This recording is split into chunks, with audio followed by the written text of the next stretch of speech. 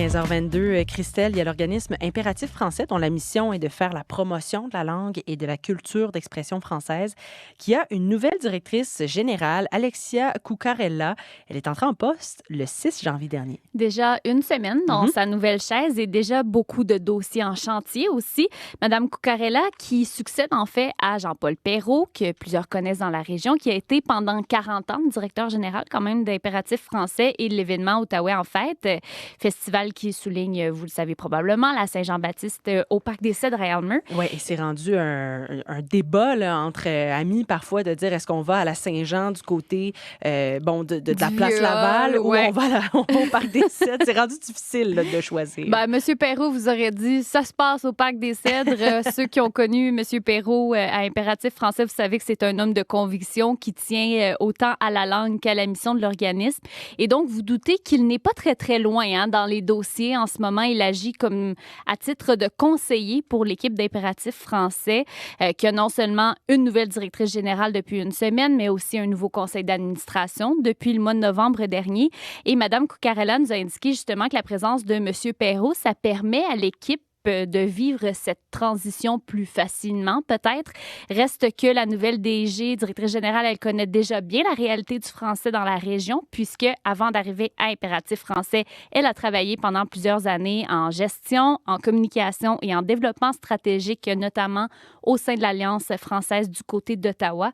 Ce qui sera intéressant, donc, pour Alexia Cuccarella dans son nouveau mandat, ça sera de composer avec la réalité francophone, mais maintenant du côté québécois de la rivière.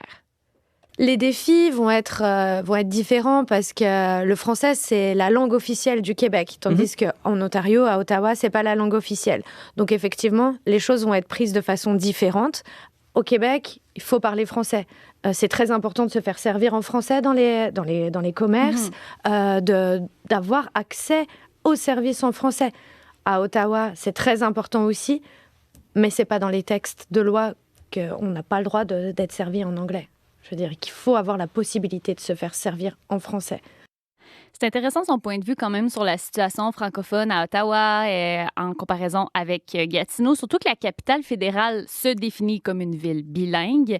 Le Canada a 2 langues officielles, vous le savez, mais on croirait que dans la région, particulièrement, ce serait bien implanté, mais c'est pas ce que Mme Cuccarella constate sur le terrain.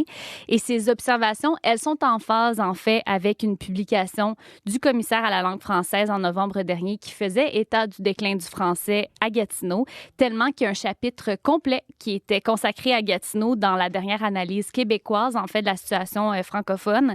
Alexia Cuccarella dit qu'elle sait à quel défi elle fait face en prenant la tête d'Impératif français et vous allez entendre sa position qui est frontale quand même sur le sujet. C'est un peu alarmant parce que il y a de plus en plus de commerces, on entend parler anglais, on voit les menus sont écrits en anglais. Il y a vraiment... on essaye de faire passer la langue au second plan,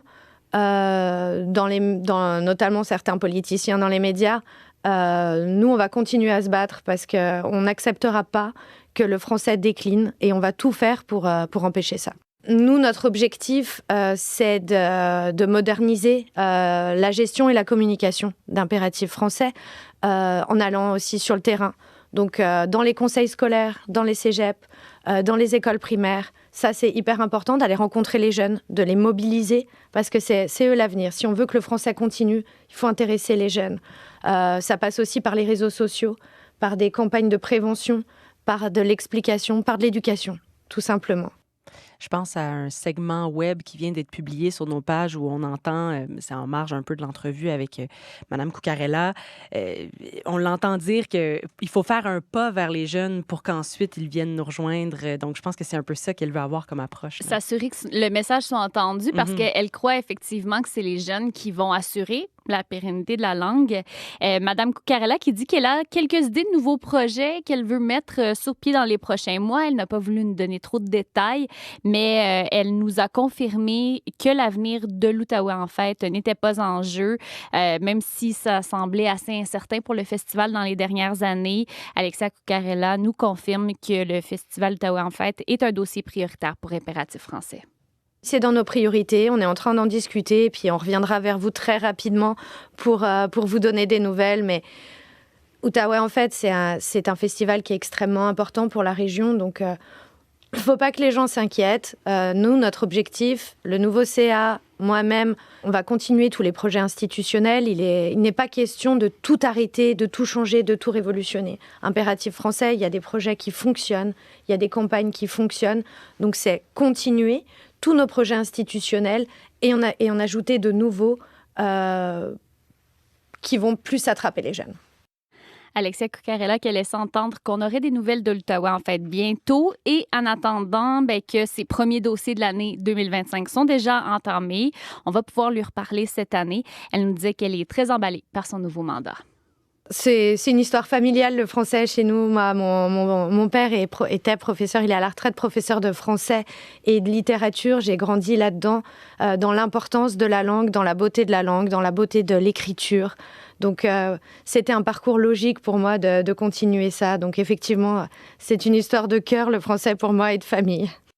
C'était Alexia Cuccarella, qui est la nouvelle directrice générale d'Impératif français. Elle est entrée en fonction le 6 janvier dernier, donc, et vous allez probablement l'entendre dans les prochains mois sur nos ondes pour nous parler de la protection du français et de